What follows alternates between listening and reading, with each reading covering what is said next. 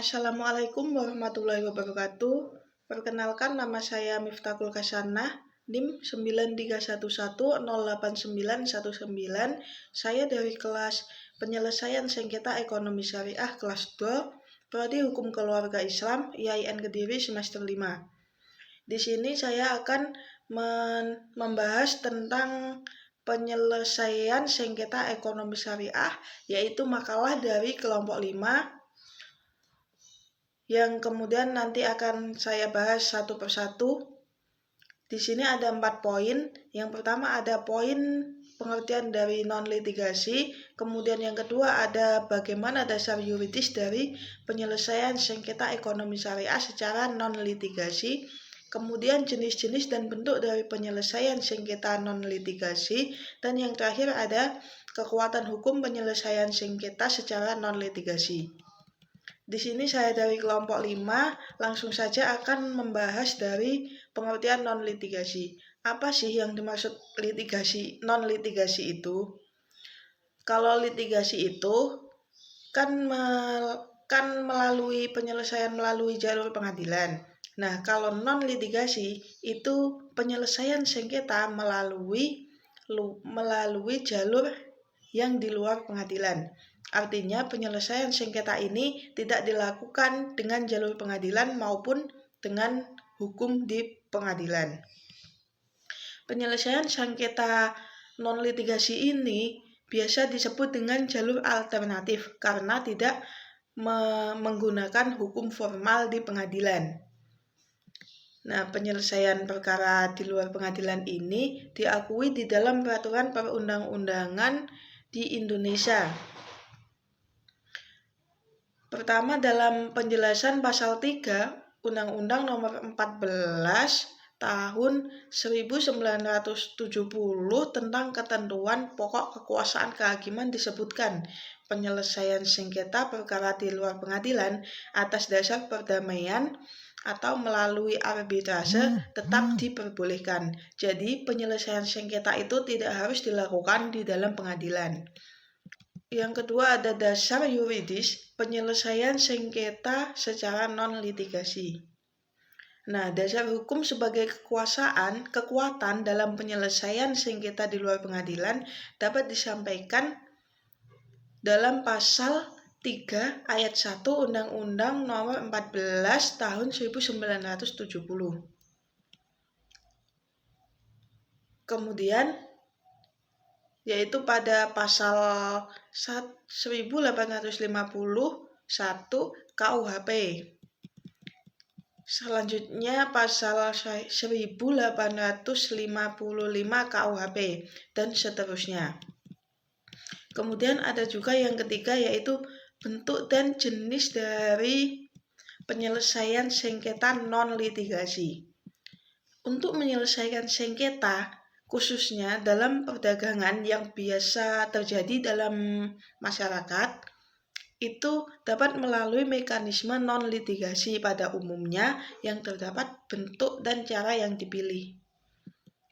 Untuk cara penyelesaiannya dan bentuk-bentuk penyelesaiannya itu ada secara dengan konsultasi. Itu dengan konsultasi kepada orang-orang yang mendapat masalah. Konsultasi sebagai dalam prakteknya dapat berbentuk menyewa konsultan.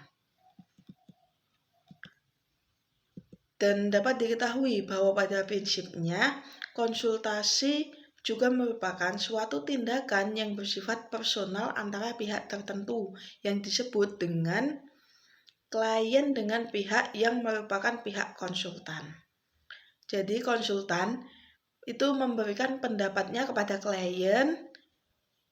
Klien itu sebagai kita yang membutuhkan konsultan itu untuk memenuhi keperluan dan kebutuhan kliennya tersebut, kebutuhan kita. Jadi kita kalau ada permasalahan atau konflik persengketaan, kita dapat konsultasi kepada klien bagaimana cara menangani masalah ini, bagaimana cara menghadapi masalah itu kita dapat melalui dengan cara konsultasi kepada seorang konsultan. Kemudian yang kedua ada dengan cara negosiasi. Ini merupakan bentuk untuk menyelesaikan masalah melalui diskusi, yaitu kita dapat musyawarah dengan pihak-pihak yang bersengketa. Contohnya saya mengalami sengketa dengan si A. Nah, kita dapat bernegosiasi atau bermusyawarah dengan pihak si A. Jadi itu juga dapat dipelajari dengan melalui dua praktek.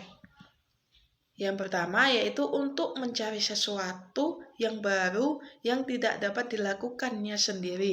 Yang kedua yaitu untuk memecahkan perselisihan. Jadi kalau kita tidak dapat menyelesaikannya secara sendiri, kita dapat melalui dengan negosiasi atau bermusyawarah. Kemudian yang ketiga ada cara dengan bentuk mediasi. Sengketa dengan melibatkan pihak ketiga. Ini disebut dengan mediasi, dengan cara mediasi. Cara ini tidak memiliki kewenangan mengambil keputusan. Dan yang membantu itu pihak-pihak yang bersengketa mencapai penyelesaian atau solusi yang diterima oleh kedua pihak. Hal ini juga dicermati dalam peraturan perundang-undangan. Kemudian yang ketiga ada konsiliasi. Apa sih konsiliasi ini? Konsiliasi ini merupakan usaha untuk mempertemukan keinginan pihak-pihak bersengketa agar mencapai kesepakatan guna menyelesaikan sengketa dengan kekeluargaan. Contohnya, di sini si A ada konflik sengketa dengan si B. Nah, kita dapat mempertemukan kedua belah pihak. Ini disebut konsiliasi. Yang nantinya kita dapat bermusyawarah untuk memecahkan masalah tersebut. Kemudian yang keempat yaitu dengan pendapat atau penilaian para ahli. Nah, ini kita dapat meminta kepada ahli hukum untuk menilai siapa yang salah dan siapa yang benar sesuai dengan rumusan Undang-Undang Dasar. Kemudian poin yang keempat ada kekuatan hukum penyelesaian sengketa secara non-litigasi. Nah, penyelesaian sengketa secara non-litigasi ini juga didukung dalam undang-undang sebagai kekuatan hukum.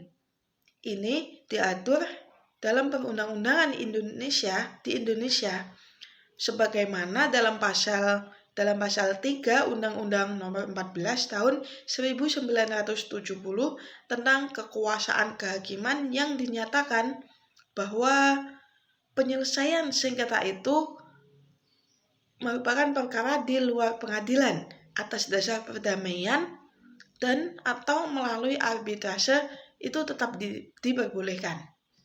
Pada dasarnya penyelesaian sengketa non-litigasi ada dua macam, yaitu arbitrase dan alternatif penyelesaian sengketa sesuai dengan Undang-Undang Nomor 30 Tahun 1999 tentang arbitrase dan alternatif penyelesaian sengketa, yaitu secara non-litigasi atau di luar pengadilan.